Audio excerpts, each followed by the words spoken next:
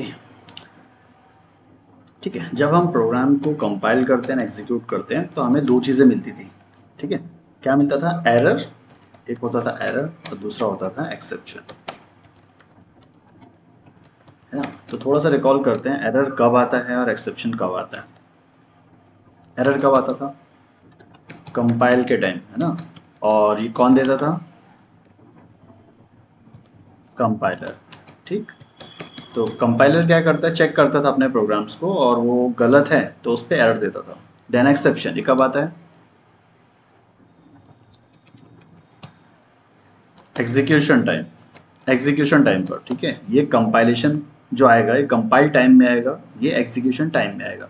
और ये कौन जनरेट करेगा? जेवीएम। ठीक है, एरर को अगर हैंडल करना है उसे क्या करना पड़ेगा? आपको कोड को ठीक करना ही करना है ना। जब भी एरर आएगा, जैसे मैंने यहाँ पे दे दिया सेमी कोलन, मेरा प्रोग्राम यहाँ पे एरर देना स्टार्ट कर दिया। क्यों? क्योंकि जो मेरा सिंटेक्स है या मेरा जो प्रोग्राम का स्ट्रक्चर है वही गलत है। तो आपको क्या करना पड़ेगा? एनी हाउ इससे ठीक करना ही पड़ेगा। अगर आप इसे ठीक नहीं करते हो, प्रोग्राम एग्जीक्यूट भी नहीं होगा। ठीक है, एग्जीक्यूट कब होता है प्रोग्राम? जब वो कंपाइल होने के बाद डॉट क्लास फाइल जनरेट करेगा।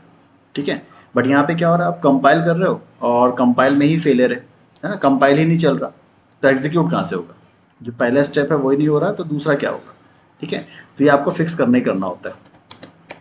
ठीक है, फिक्स मैंडेटरी, ये हमें पता है, ऑलरेडी कर चुके हैं। एक्सेप्शन कब आता है? जब जेवीएम कुछ ट्राई करता है एग्जीक्यूट करने का, वो एग्जीक्यूट नहीं कर पाता है। जैसे अगर मैंने एक लिया, यहाँ मैंने किया हेलो, ये एग्जीक्यूट हो जाएगा। देन हम यहाँ पे लेते हैं 10/0, ये एक्सेप्शन देगा क्योंकि 0 से डिवाइड हम नहीं कर सकते। देन फिर से एग्जीक्यूट करते हैं 10+20, ये भी एग्जीक्यूट हो जाएगा। और लास्ट में बाय। ठीक है, ये 4 लाइन मैंने लिखा। तो ये एग्जीक्यूट होगा, ये एक्सेप्शन देगा, ये भी एग्जीक्यूट हो सकता है, ये भी एग्जीक्यूट हो सकता है। ठीक है, लेकिन अगर ये प्रोग्राम को मैं एग्जीक्यूट करता हूँ अभी, तो क्या आएगा आउटपुट? ठीक है, ये ऑलरेडी पहले ही टेस्ट में हो चुका है इसके बारे में। तो अभी मैं एग्जीक्यूट करता हूँ तो क्या आएगा? बस हेलो, बस हेलो प्रिंट करेगा, बाकी का क्या होगा? तो एक्सेप्शन तो आएगा ना। तो पूरा आंसर बोलो ना, ये प्रिंट करेगा हेलो, ये क्या करेगा? ये देगा एक्सेप्शन, करेक्ट। और ये फिर इसके आगे क्या होगा? ये ऐसे देगा क्या? 30 एंड बाय, ऐसे प्रिंट होना चाहिए, है ना। मेरा एक्सपेक्टेशन क्या है? मैंने 4 एसओपीज लिखा है, तो चारों एसओपीज एग्जीक्यूट होना चाहिए। अगर एक में एक्सेप्शन आ भी जाता है तो क्या होगा? आगे की चीज़ें एग्जीक्यूट होगी या नहीं होगी? इंटरव्यू क्वेश्चन है, ठीक है। नहीं होगी, क्योंकि एक्सेप्शन का मतलब हमने क्या देखा था? जब भी एक्सेप्शन आएगा वो वहीं पे प्रोग्राम को टर्मिनेट कर देता है। आगे चलता है क्या? वो नहीं चलता। बट यहाँ पे मेरा एक्सपेक्टेशन क्या था? ये भी एग्जीक्यूट होना चाहिए था। बट इसकी वजह से क्या हो रहा है? ये आगे की चीज़ें एग्जीक्यूट नहीं हो रही, है ना। इसको एग्जीक्यूट करते पहले। ठीक है, सबसे पहले जो स्टेटमेंट है हेलो, वो प्रिंट हुआ। देन एक्सेप्शन आया, आगे की सारी चीज़ें गायब, एग्जीक्यूट हुई नहीं। रीज़न, ये जो स्टेटमेंट है इसकी वजह से यहाँ पे मेरा जनरेट हो रहा है एक्सेप्शन। और जब भी एक्सेप्शन आता है आगे चीज़ें एग्जीक्यूट होती नहीं, प्रोग्राम वहीं पे टर्मिनेट हो जाता है। हमें पता है ये चीज़, ठीक है। लेकिन ये दो स्टेटमेंट फालतू में एग्जीक्यूट नहीं हो रही, है ना, ये दो। ठीक है, अगर इसमें कमेंट कर देता हूँ, तो ये दोनों का आउटपुट मिलेगा मुझे या नहीं मिलेगा, या उसमें भी एक्सेप्शन आने वाला है ना। ये एग्जीक्यूट होगा। ठीक है, देखो 30 भी एग्जीक्यूट हुआ, बाय भी एग्जीक्यूट हुआ। तो एक एक्सेप्शन की वजह से क्या हो रहा है? जो एग्जीक्यूट होने वाली चीज़ थी वो भी एग्जीक्यूट नहीं हो रही। तो यहाँ पे लॉस है हमारा या नहीं है? लॉस हो रहा है ना। मतलब मैंने दिया था यहाँ पे 4 स्टेटमेंट, अगर एक में यहाँ पे एक्सेप्शन आ गया तो उसकी वजह से आगे की चीज़ें एग्जीक्यूट नहीं हो रही, तो ये अननेसेसरी हुआ मेरा। इसके लिए हम यूज़ करते हैं ट्राई कैच ब्लॉक। ठीक है, जब भी एक्सेप्शन आएगा तो एक्सेप्शन को हमें हैंडल करना पड़ता है। ठीक है, एक्सेप्शन ऐसी चीज़ है आप अपने प्रोग्राम में छोड़ नहीं सकते। ठीक, अगर इसको छोड़ोगे प्रोग्राम में ऐसे, तो आगे की चीज़ें कभी एग्जीक्यूट नहीं हो पाएगी आपकी। अब अगर चाहते हो एक्सेप्शन जनरेट तो हो और साथ में आगे की चीज़ें भी एग्जीक्यूट हो, है ना। हम क्या चाहते हैं? एक्सेप्शन भी जनरेट हो और आगे की जो चीज़ें हैं वो भी एग्जीक्यूट हो, इसके लिए हम क्या करते हैं, इस एक्सेप्शन को हैंडल करना पड़ता है। और वो हैंडल करने के लिए क्या यूज़ करते हैं हम, ट्राई कैच ब्लॉक। ठीक है, तो जो टॉपिक है अपना वो है try catch block to handle exception. ठीक है, यहाँ पे आप बोलोगे, यहाँ तो हमें पता है कि एक्सेप्शन आ रहा है, ठीक है, इसे हम हैंडल कर सकते हैं। बट हमने अगर बहुत बड़ा प्रोग्राम लिखा है और हमें पता ही नहीं है कि एक्सेप्शन कहाँ पे आएगा, तब उसे कैसे हैंडल करोगे? क्योंकि एक्सेप्शन कभी भी कहीं भी आ सकता है अगर वो JVM में एग्जीक्यूट नहीं कर पाया तो। बेसिकली जब भी हम मेथड बनाते हैं, जैसे ये मेथड हुआ है ना, हम प्रोग्राम में क्या करते हैं, मल्टीपल मेथड बनाते हैं। और मेथड क्यों बनाते हैं? कोड रीयूजेबिलिटी के लिए, है ना। जैसे एक मेथड था अपना रीयूजेबल, ठीक है, जैसे ये मेथड है मल्टीपल, हमने यहाँ पे मेथड क्यों बनाया था, यहाँ पे जो कोड लिखा हुआ है इसे हम क्या करें, रीयूज कर पाए अलग अलग जगह पे। ठीक है, तो जब भी आप क्या करते हो, ये ऐसे मेथड बनाते हो और इन मेथड को कहाँ पे कॉल करते हो, मेन मेथड के अंदर उसे एग्जीक्यूट करने के लिए। तो एक चीज़ ये करना पड़ता है, हर मेथड के अंदर हमें एक्सेप्शन को हैंडल करना पड़ेगा, क्योंकि एक्सेप्शन कहीं भी आ सकता है।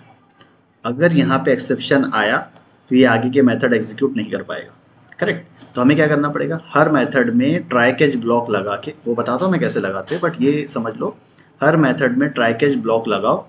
उसकी वजह से क्या होगा, अगर किसी भी मेथड में एक्सेप्शन आएगा वो ट्राई कैच उसे हैंडल कर लेगा, ठीक है, और हमारा प्रोग्राम टर्मिनेट नहीं होगा। वो क्या करेगा, आगे की चीज़ें फिर एग्जीक्यूट करते रहेगा। क्वेरी समझी क्या बोलना चाहता हूँ मैं? हर मेथड में हम क्या करेंगे, ट्राई कैच ब्लॉक लगा के रखेंगे। वो क्या करेगा, एक्सेप्शन को हैंडल कर लेगा, और वो हैंडल करने की वजह से आगे की चीज़ें टर्मिनेट नहीं होने वाली, वो एग्जीक्यूट हो जाएगी। ठीक है, तो सबसे पहले ट्राई कैच ब्लॉक को यूज़ कैसे करें वो देखना होता है, और ट्राई कैच ब्लॉक दिखता कैसे वो बता दो।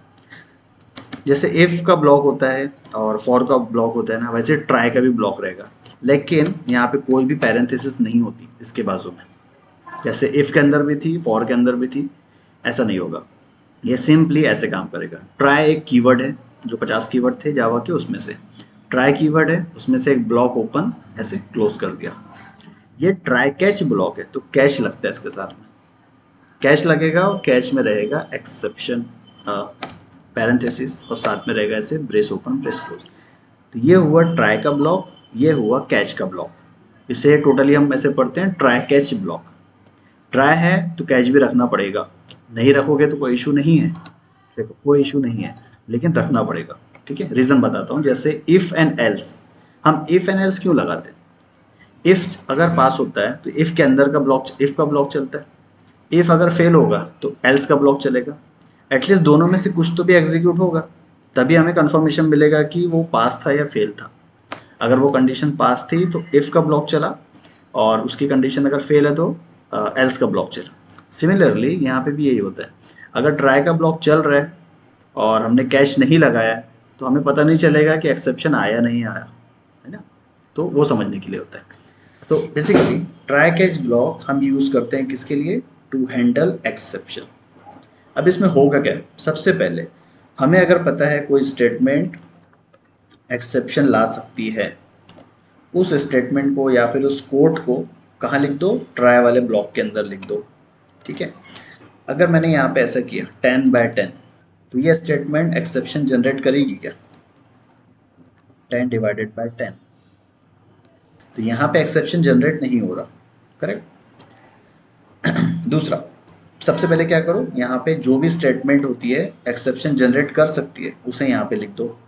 ठीक, जब एक्सेप्शन यहाँ पे जनरेट होगा तो प्रोग्राम हमारा टर्मिनेट नहीं होता। वो क्या करता है, वो सीधा आता है कैच ब्लॉक के अंदर, सेम इफ एल्स के जैसे। अगर इफ पास होता है तो अंदर का चलेगा, वरना एल्स चलेगा। लेकिन यहाँ पे क्या होगा, ये स्टेटमेंट पे डिपेंड करता है। अगर ये एक्सेप्शन जनरेट करेगी तो जो एक्सेप्शन जनरेट हुआ है उसकी वजह से प्रोग्राम ब्लॉक नहीं होता, टर्मिनेट नहीं होता। बेसिकली हम यहाँ पे एक क्लास लेंगे एक्सेप्शन। ठीक है, समझ लो ये कैच क्या है, एक मेथड है, और ये जो है उसका पैरेंथेसिस है, और यहाँ पे हम क्या दे रहे हैं, उसका आर्ग्यूमेंट एक्सेप्शन ई। तो एक्सेप्शन एक क्लास है और उसका एक वेरिएबल हमने यहाँ पे ले लिया, सेम स्ट्रिंग एस के जैसे, सेम इंट ए के जैसे। वैसे ही एक्सेप्शन ई, तो ये भी क्या है, डिक्लेरेशन ऑफ एक वेरिएबल ऐसा बोल सकते हो। ऐसे लेते हैं हम, आर्ग्यूमेंट ऐसे लेते हैं, है ना। कोई भी मेथड अगर लोगे, जैसे ये स्ट्रिंग एस इंट आई, सिमिलरली हमने यहाँ पे क्या लिया है, एक क्लास लिया और उसका एक वेरिएबल लिया, मतलब इसे रेफरेंस वेरिएबल भी बोल सकते हैं, ठीक है। तो यहाँ पे कंप्लीट हुआ ये ट्राई कैच का ब्लॉक। अब इसकी वर्किंग कैसी है वो बताता हूँ। सबसे पहले हमने क्या यहाँ पे लिखा था, जो भी स्टेटमेंट या जो भी कोड एक्सेप्शन जनरेट कर सकता है उसे किसके अंदर लिखेंगे हम, ट्राई के अंदर। जब भी इसमें एक्सेप्शन जनरेट होगा, कौन सा था वो, यार एक्सेप्शन क्या था इसका, अरिथमेटिक, ठीक है, अरिथमेटिक आएगा, तो अरिथ, ठीक है ना, अरिथमेटिक यहाँ पे एक्सेप्शन जनरेट हो रहा है, ये है ये, ठीक। ये लाइन जो रहेगी अरिथमेटिक एक्सेप्शन जनरेट करेगी। अभी ये लाइन अगर मैं एग्जीक्यूट करता हूँ तो क्या होगा, एक्सेप्शन आएगा, वहीं पे हमारा प्रोग्राम टर्मिनेट, बट इस कंडीशन में क्या होगा, टर्मिनेट नहीं होगा।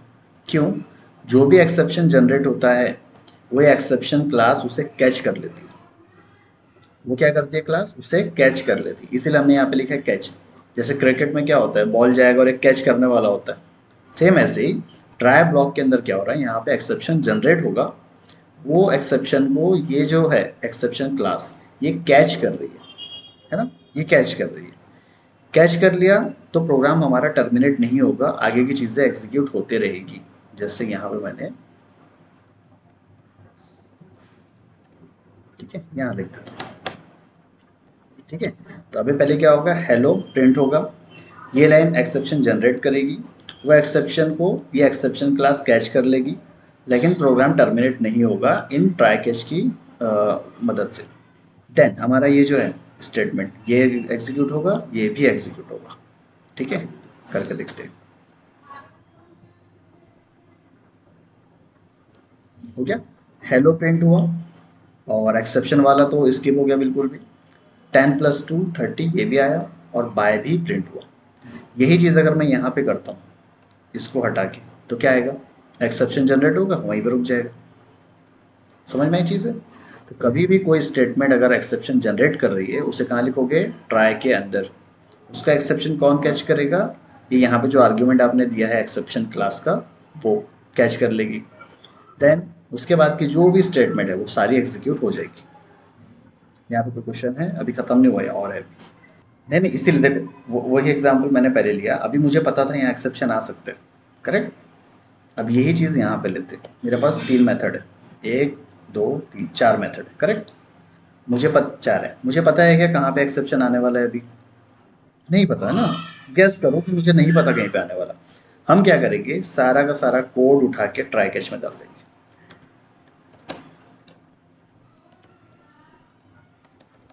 ठीक है। सारा का सारा कोड उठा के हमने डाल दिया ट्राई के अंदर, और यहाँ पे ले लिया एक्सेप्शन ई, ठीक। अब अगर इन चारों में से किसी में भी एक्सेप्शन आएगा, वो कैच हो जाएगा इसके अंदर, और हमारा प्रोग्राम कभी भी टर्मिनेट नहीं होगा। समझो, ऐसे करना पड़ता है, क्योंकि देखो हमें प्रोग्रामिंग पता नहीं होता कि कहाँ पे एक्सेप्शन आ सकता है। कई बार यहाँ तो देख के समझ में आ रहा है ना, 10/0 मतलब वो तो ऑब्वियस है, अरिथमेटिक एक्सेप्शन देगा। बट यहाँ पे किसी भी रीज़न से, कोई भी रीज़न हो सकता है, किसी भी रीज़न से अगर ये चारों लाइन नहीं चलती है, या नहीं चली मतलब एक्सेप्शन, कोई तो भी एक्सेप्शन आएगा, मुझे नहीं पता। अब इसे हैंडल करना है तो सिंपली पूरा का पूरा कोड ट्राई के अंदर डाल दो, और ये कैच ब्लॉक क्या करेगा, उसे हैंडल कर लेगा। सिमिलरली ऐसे यहाँ का कोड उठा के पूरा डाल दो, और ये भी ऐसे करते हैं। हमारा ऑटोमेशन का अगर जब चलेगा तब मैं बताऊंगा। हमने जो मल्टीपल मेथड बनाए थे सबके अंदर हमने लगा के रखा ट्राई कैच।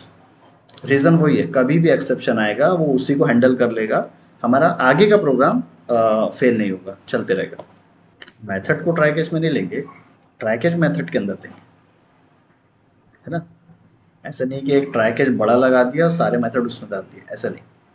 मेथड बने हुए, उसके अंदर कोड है, उन कोड को उठा के ट्राई में डालो, ठीक। चले आगे, ठीक है। देखो अभी ये प्रोग्राम एग्जीक्यूट हुआ था, लेकिन ये वाला स्टेटमेंट एग्जीक्यूट नहीं हुआ क्योंकि एक्सेप्शन आया था, और वो एक्सेप्शन हैंडल भी हो गया। बट हमें यहाँ पे पता चल रहा है क्या कौन सा एक्सेप्शन आया और वो हैंडल हुआ या नहीं हुआ? नहीं दिख रहा, करेक्ट, स्किप हो गया ऐसा बोल सकते हो। अभी हमारे आंसर के हिसाब से क्या लग रहा है, आउटपुट के हिसाब से वो स्किप हो गया, चला ही नहीं। हम क्या करते हैं, देखो ये जो ई है, वेरिएबल बोलो या फिर रेफरेंस वेरिएबल बोलो, इनका काम क्या होता है? ये रेफरेंस वेरिएबल है क्योंकि ये क्लास है एक्सेप्शन, और ई जो है उसका रेफरेंस वेरिएबल। तो इस रेफरेंस वेरिएबल में हम क्या स्टोर कर रहे हैं?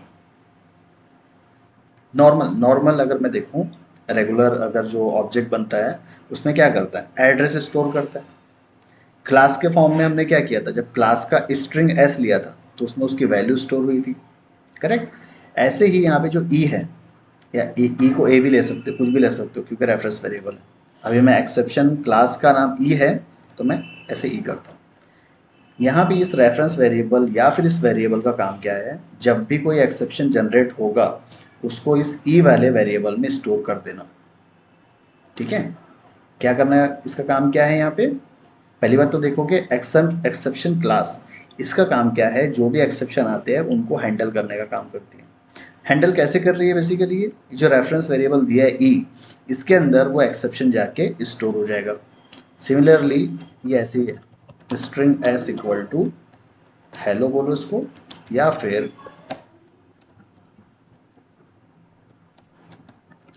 String S equal to new string. इस डबल एस, इसके अंदर क्या आने वाला है, जो वैल्यू स्टोर किया है वो, ये एस में क्या आने वाला है, हेलो, ये आने वाला है, ठीक है। अगर मैं एक क्लास का बना देता हूँ, try catch T C equal to new try catch, ठीक है।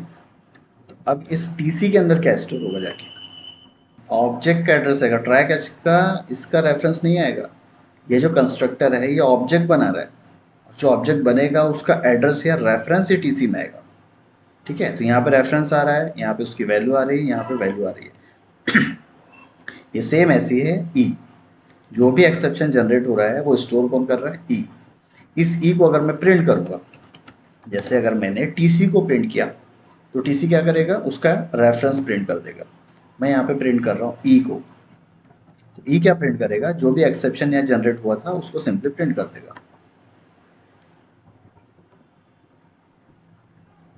आया अरिथमेटिक एक्सेप्शन, है ना। तो जो भी एक्सेप्शन वहाँ जनरेट हो रहा था उसने क्या किया, यहाँ पे सिंपली प्रिंट कर दिया, और आगे रीज़न भी लिखा हुआ है, डिवाइड बाय ज़ीरो। किसी भी वैल्यू को डिवाइड कर रहे हो ज़ीरो से तो एक्सेप्शन आता है, ठीक है। अभी तक हमने कितने एक्सेप्शन देखा, एक array index out of bound, string index out of bound, है ना, ये देखा, और एक अरिथमेटिक। और कुछ देखा क्या? नहीं, फिलहाल इतने ही तीन आए हमारे, ठीक है। तो हमें इसका वर्किंग तो समझ में आ गया कैसे वर्क कर रहा है, और हमें हैंडल करना है चीज़ें तो हैंडल इससे कर सकते हैं बेसिकली।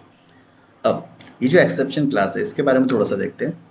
ये जो एक्सेप्शन क्लास होती है ये है parent class of all the exception, ठीक है। अगर मैं यहाँ पे बोल रहा हूँ it is a parent class of all the exception, मतलब इसे अगर डिफाइन करना है तो कैसे डिफाइन करोगे, मतलब किसी को एक्सप्लेन करना है तो कैसे करोगे। एक्सेप्शन जो क्लास है वो पेरेंट है ऑल द एक्सेप्शन की, मतलब मान लो मेरे पास 4 एक्सेप्शन अलग अलग, दो तो हमने पढ़ा है, 3 पढ़ा है basically, arithmetic, array index out of bound, string index out of bound. मतलब इन तीनों एक्सेप्शन का पेरेंट कौन है, ये एक्सेप्शन, मतलब इनहेरिटेंस याद है। तो हम ये बोल सकते हैं एक्सटेंड कर रही है ये तीनों भी क्लासेस, किसको, एक्सेप्शन क्लास को। इनहेरिटेंस होता है तभी हम पेरेंट और चाइल्ड यही बोलते हैं, और कोई ऐसा टॉपिक नहीं था जिसमें हम पेरेंट क्लास बोल रहे थे। इनहेरिटेंस लगाओगे तभी हम पेरेंट क्लास बोलते हैं, ठीक है। अब पेरेंट क्लास कौन होता है, जो एक्सटेंड की जाती है अलग अलग क्लासेस में। और चाइल्ड क्लास किसे बोलोगे, जिसके अंदर हम किसी दूसरी क्लास को इनहेरिट कर रहे हैं। मतलब पेरेंट जो है एक्सेप्शन, ये इनहेरिट हो रहा है 3 अलग अलग जगह पे, अरिथमेटिक में भी, स्ट्रिंग इंडेक्स में भी, और एरे इंडेक्स में भी, ठीक है। जितने एक्सेप्शन है सबके अंदर। तो अगर मुझे इस एक्सेप्शन वाली क्लास के अंदर जाना है तो मैं कैसे जा सकता हूँ, कंट्रोल प्रेस करके रखो, माउस लेके जाओ, ओपन डिक्लेरेशन, ये कल बताया था मैंने, ठीक है। तो ये हमारा एक्सेप्शन क्लास है, करेक्ट। दूसरा ये आया था अपना, ठीक है। तो यहाँ एक्सेप्शन जनरेट करके पहले बताता हूँ। ये एक्सेप्शन आया हमारा। अभी जो है array index out of bound, इसके ऊपर अगर क्लिक करोगे, अरे ठीक है, ये पैकेज में बेसिकली जाना पड़ेगा, जावा डॉट लैंग, इसमें जाना पड़ेगा। तो पहले हम चलते हैं पैकेज में, जावा डॉट लैंग, ये है, ठीक है, जावा डॉट लैंग। यहाँ पे होगा array index out of bound, ये दिख रहा है, array index out of bound exception, ये क्लास, करेक्ट। अब इस क्लास में अगर देखोगे ठीक है, तो ये एक्सटेंड कर रही है कि इसको index out of bound exception, है ना। अब इसमें जाते हैं, इसमें गया तो ये रन टाइम एक्सेप्शन को इनहेरिट कर रहा है, इसमें गया तो ये किसे इनहेरिट कर रहा है, एक्सेप्शन को। ये किस टाइप का इनहेरिटेंस हुआ, मल्टी लेवल, है ना, समझ में आया, है ना।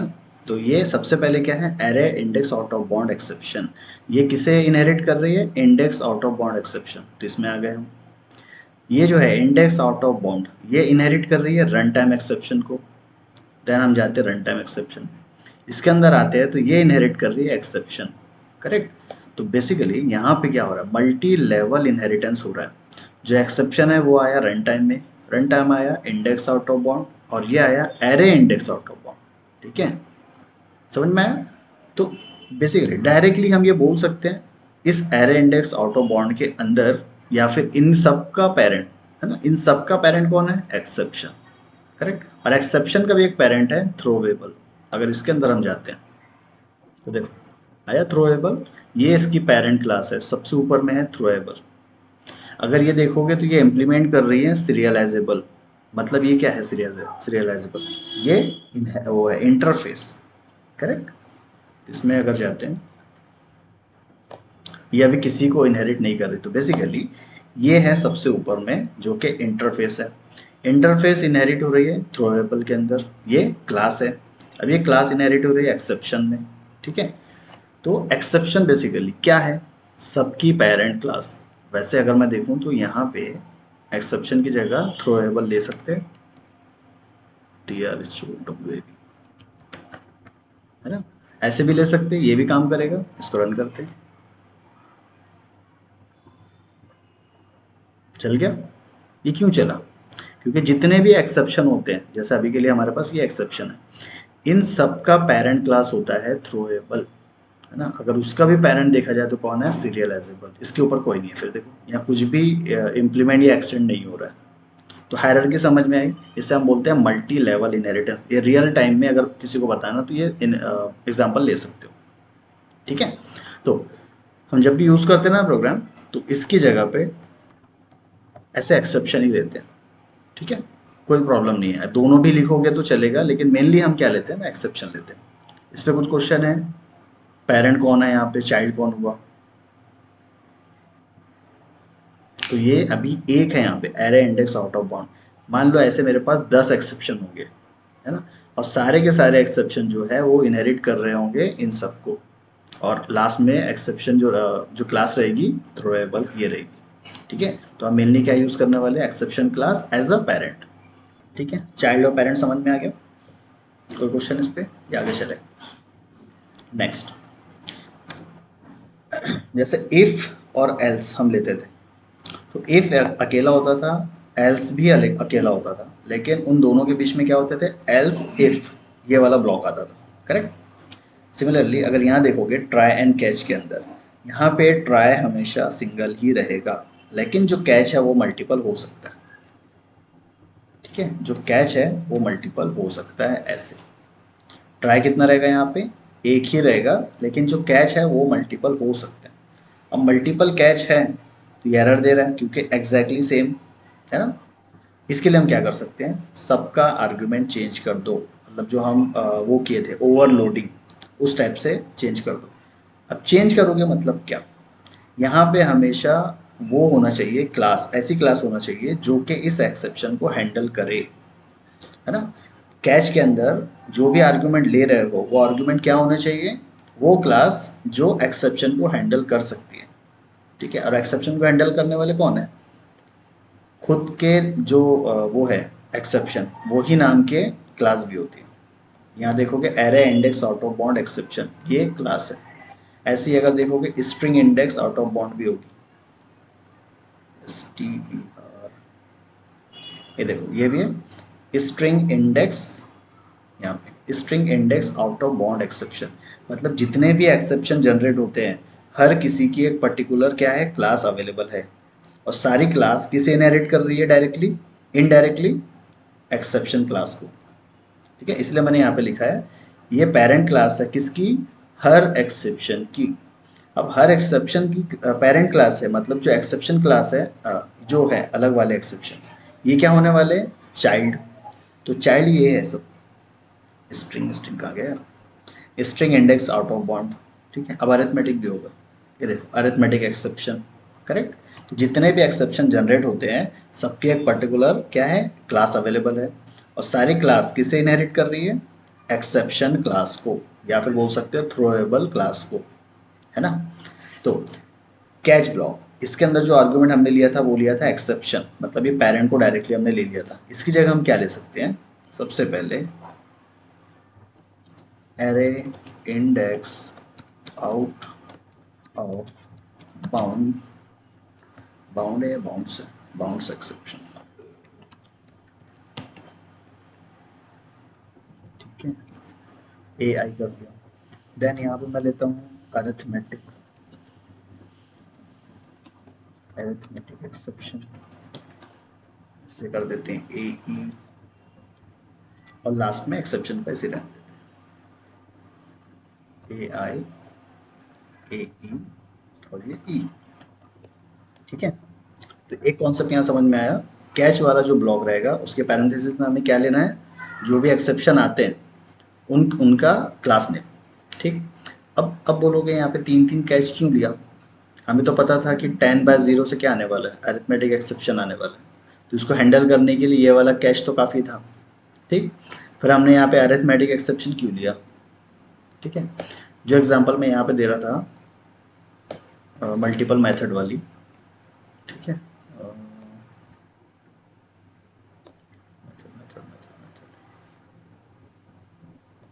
ठीक है, यहाँ पे मैंने मेथड बनाया, यहाँ पे मुझे पता चल रहा है क्या किस टाइप का एक्सेप्शन आ सकता है, नहीं पता है ना, करेक्ट। अगर मुझे नहीं पता किस टाइप का एक्सेप्शन आ सकता है, उसके लिए सिंपल क्या करो, हमें नहीं पता ना कोई भी एक्सेप्शन आ सकता है तो उनकी पर्टिकुलर क्लास नहीं ले सकता मैं सिंपली क्या करता हूँ सबका पेरेंट उठा के रख देता हूँ। सबका पेरेंट कौन है, एक्सेप्शन।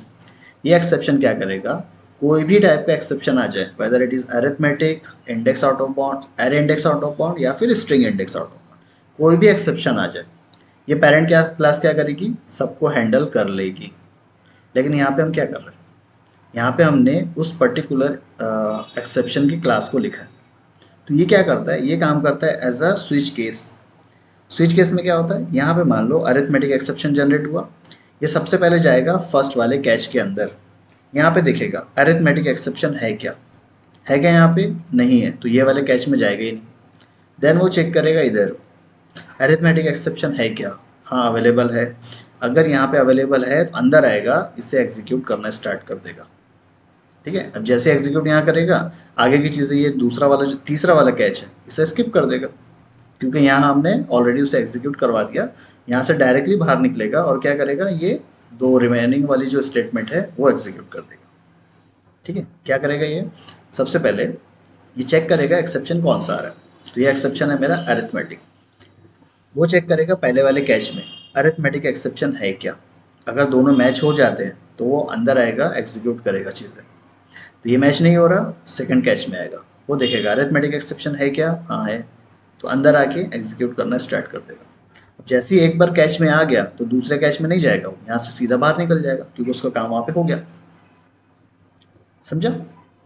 अब बोलोगे यहाँ पे एक्सेप्शन भी तो हैंडल कर सकता था, अरिथमेटिक भी हैंडल कर सकता है, क्योंकि जो एक्सेप्शन जनरेट हो रहा है वो पर्टिकुलर यही है, यही वाला एक्सेप्शन अरिथमेटिक। ठीक है, तो यहाँ पे एक्सेप्शन क्लास क्या कर रही है, ठीक है ना।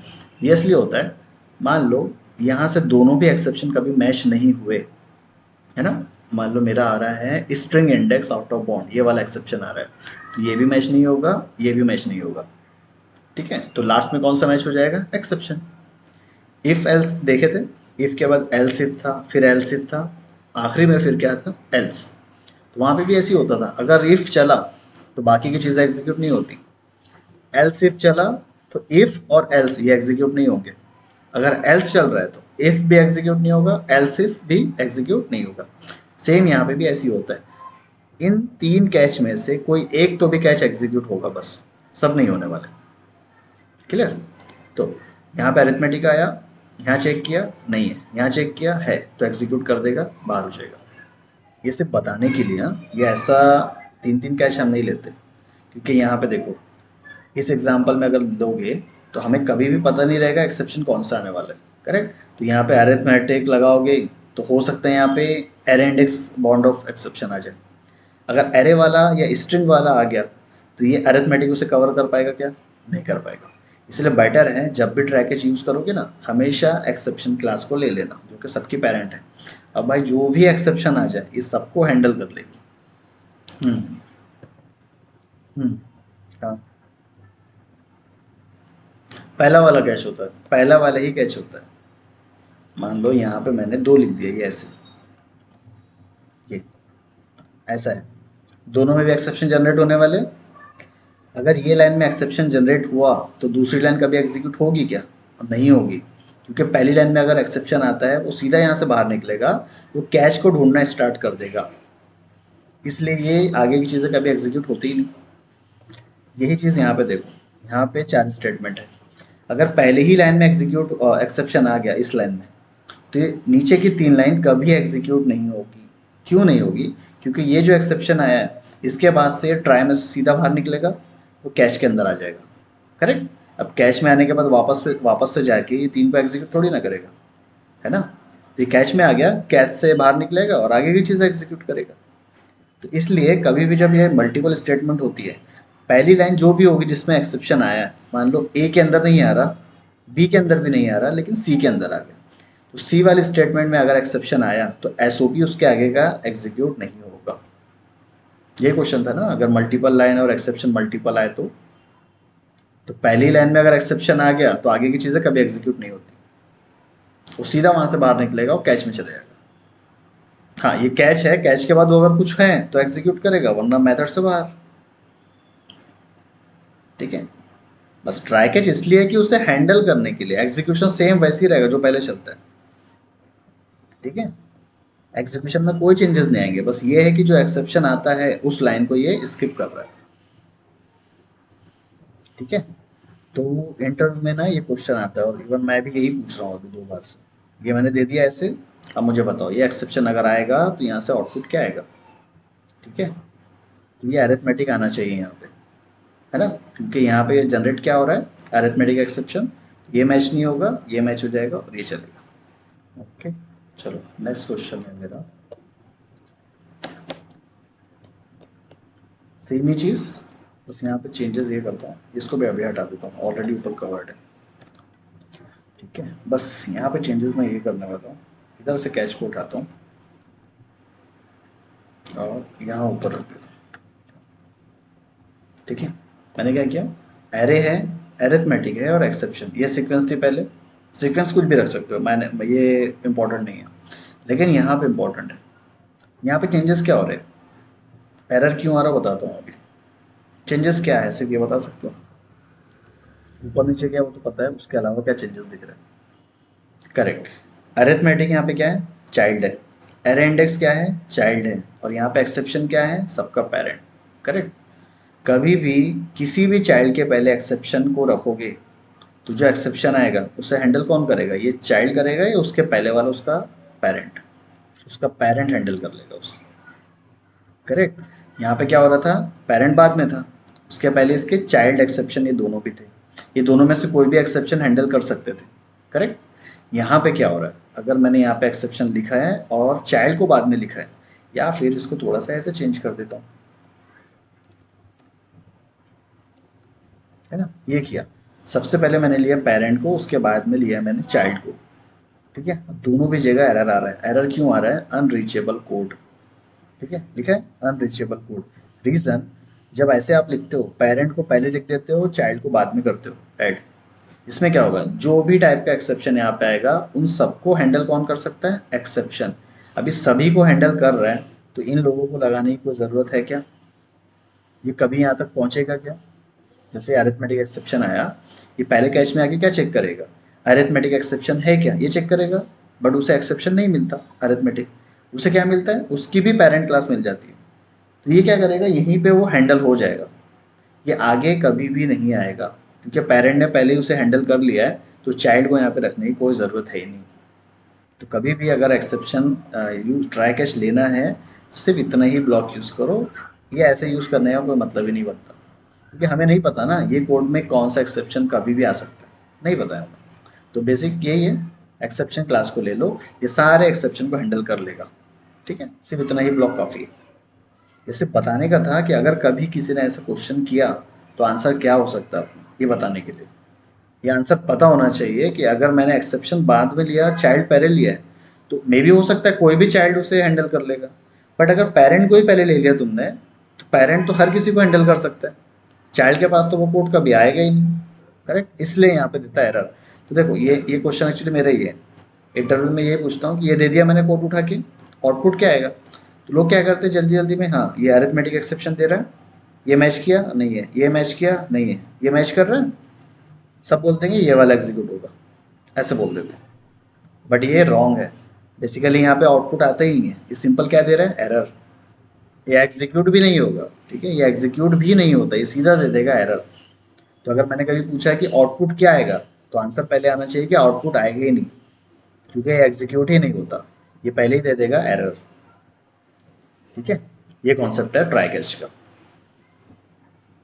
है ना। ओके,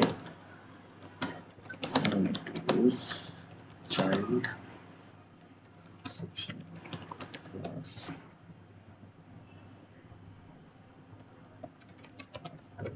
करंट एक्सेप्शन, ठीक है।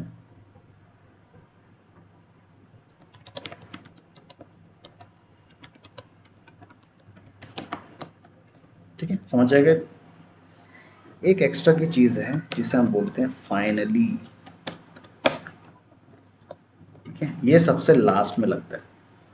ट्राई लग गया, सारे कैच लग गए और लास्ट में फाइनली आएगा, ठीक है। फाइनली कीवर्ड है, ये भी कैच भी एक कीवर्ड है, ट्राई भी एक कीवर्ड है। और फाइनली का मतलब क्या होता है, यहाँ पर बता स्टेटमेंट लिख देता हूँ और यहाँ पे आएगा फाइनली। ये है फाइनली का ब्लॉक। अब फाइनली ब्लॉक क्या करता है, यहाँ पे ट्राई एग्जीक्यूट हो या फिर कोई कैच एग्जीक्यूट हो, उसे उससे फ़र्क नहीं पड़ता, ठीक है। ये क्या है, ट्राई एग्जीक्यूट हो या फिर एक्सेप्शन आए या फिर कोई कैच एग्जीक्यूट हो, उससे कुछ फ़र्क नहीं पड़ता। ये क्या करता है, अगर तुमने फाइनली यहाँ लिखा है तो वो एग्जीक्यूट होना ही होना, ठीक है। Finally block will always get executed, ठीक है। अभी की कंडीशन में अगर देखोगे तो यहाँ पे क्या हो रहा है, एक्सेप्शन जनरेट हो रहा है ना, मतलब ट्राई के अंदर की चीज़ें एग्जीक्यूट हुई और एक्सेप्शन आया, एक्सेप्शन आने के बाद ये वाला पार्ट जो है ये एग्जीक्यूट हो रहा है, करेक्ट। तो यहाँ पे एक्सेप्शन आए या ना आए, कोई कैच एग्जीक्यूट हो या ना हो, ये फाइनली ब्लॉक चलेगा ही चलेगा, ठीक। इसको चेंज करने के लिए मैं एक स्टेटमेंट लिख देता हूँ सिंपल, सिस आउट ट्राई ब्लॉक। अब मुझे बताओ ये वाले कोड में कहीं पे एक्सेप्शन जनरेट हो रहा है या नहीं हो रहा है, क्योंकि यहाँ पे मैं सिर्फ एक मैसेज लिखा हूँ तो कोई एक्सेप्शन जनरेट नहीं हो रहा है। अब बताओ कोई कैच एग्जीक्यूट होगा तीनों में से या नहीं होगा, जब एक्सेप्शन ही नहीं आ रहा तो कोई कैच भी नहीं चलेगा, करेक्ट। सिर्फ यहाँ पे ट्राई एग्जीक्यूट हो जाएगा और यहाँ से सिंपली बाहर हो जाएगा। फाइनली क्या करता है, ये इन पे डिपेंड ही नहीं करता, वो एग्जीक्यूट होना है तो होना ही है, ऐसा है, ठीक है। उसको रन करते हैं, देखो ट्राई ब्लॉक रन हुआ और डायरेक्टली फाइनली यहाँ पे रन हो गया। अब इसके लिए एक्सेप्शन को जनरेट कर देते हैं। अब यहाँ पे एक्सेप्शन जनरेट होगा, अरिथमेटिक एक्सेप्शन यहाँ पे हैंडल भी होगा और फाइनली फिर चलेगा। ये देखो एक्सेप्शन भी आया और फाइनली फिर एग्जीक्यूट हुआ, ठीक। तो फाइनली बेसिकली हम क्या लगाते हैं, सिर्फ एक मैसेज प्रिंट करने के लिए लगाते हैं, ठीक है, ज़्यादा कुछ यूज़ होता नहीं है, बहुत इंपॉर्टेंट है नहीं है। कभी अगर मुझे इस ट्राई कैच के साथ कोई मैसेज प्रिंट करवाना है जो कि हर बार एग्जीक्यूट हो, है ना, ऐसे बोल सकते हो कि समझ लो यहाँ पे हम एक अरिथमेटिक ऑपरेशन परफॉर्म कर रहे हैं, तो यहाँ पे लिख सकते हो अरिथमेटिक ऑपरेशन परफॉर्म्ड, है ना, इस टाइप से एक मैसेज प्रिंट कर सकते हो। तो यहाँ पे एक्सेप्शन आए या ना आए, कोई कैच एग्जीक्यूट हो या फिर ना हो, लेकिन ये फाइनली हमेशा ही एग्जीक्यूट होने वाला है। समझ गया, ये इसीलिए लिखते हैं सिर्फ फाइनली।